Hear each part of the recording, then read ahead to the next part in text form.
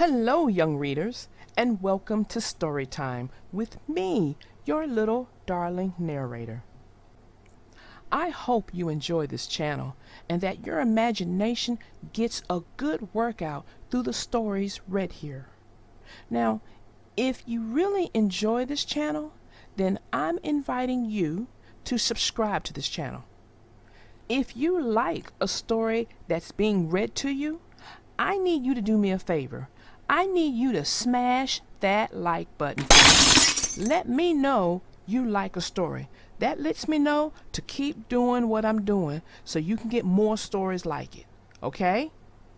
Now, if you're ready, go ahead, sit back, relax, and we'll get started. The name of this story is called Little Engines Can Do Big Things by Britt Allcroft. And this is part of the Thomas and Friends series. Enjoy. Things were very busy on the island of Sodar.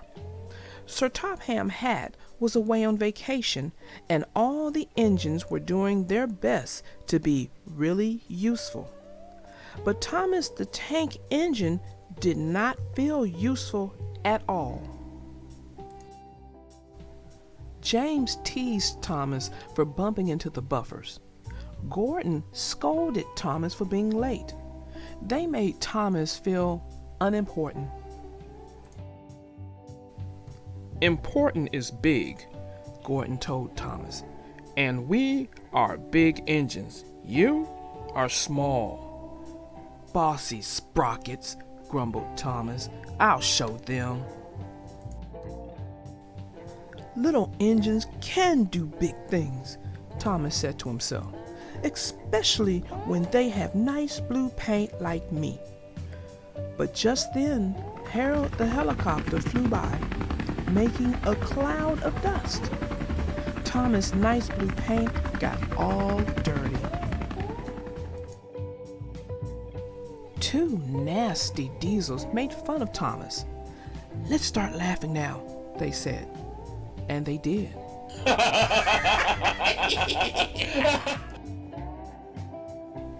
Thomas was determined to prove that little engines could be really useful too. That night, Thomas was right on time doing his mail route. He even comforted Percy, who felt bad for being late. The next morning, Thomas saw Henry looking glum. "Morning, Henry," peeped Thomas. "What's the matter?" I've got boiler ache, Henry told him. Thomas offered to fetch some special coal for Henry. Thank you, Thomas, said Henry. Special coal will make me feel much better.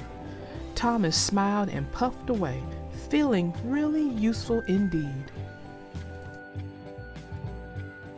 Near a set of old buffers, Thomas set to work collecting the coal cars.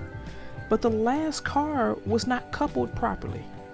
Thomas didn't notice the coal car sliding quietly backwards. He didn't notice it mysteriously disappearing through the old buffers. It wasn't until later that Thomas realized the coal car was missing. "I was up near the buffers when the last coal car disappeared," Thomas told Percy. Percy got very excited. "Maybe those buffers are the entrance to the magic railroad," he cried. The engines had heard the legend of the magic railroad and of the beautiful golden engine called Lady, who gave the railroad its magic power. Lady had disappeared long ago, and the magic railroad had disappeared with her. "Percy, you are clever," Thomas exclaimed and hurried away. Thomas steamed back to the old buffers. He knew that bringing Lady back would be really useful, but he was nervous too. What if I go on the magic railroad and my wheels don't work? thought Thomas. What if it's dark? But Thomas kept going.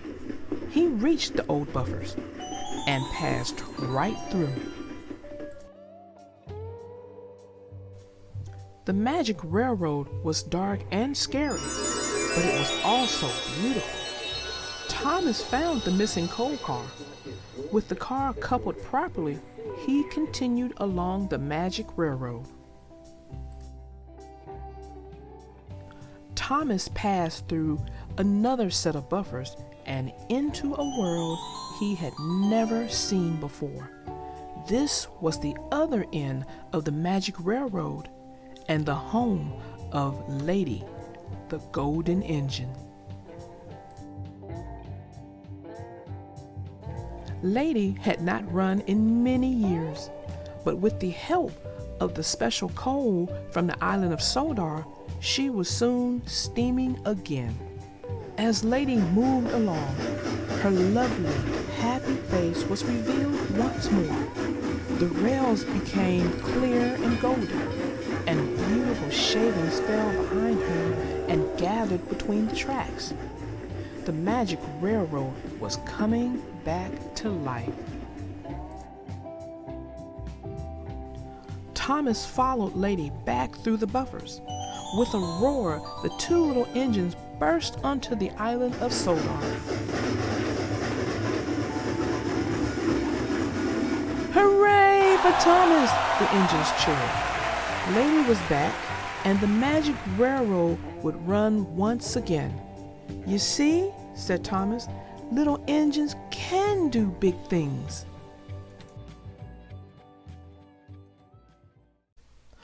Well, that ends our story. And did you catch the last line of the story? It was like Thomas was talking directly to you when he said, little engines can do big things. He's telling you that no matter how big something seems, you can do it. All you got to do is try. So until next time, my young readers, I am your little darling narrator, out.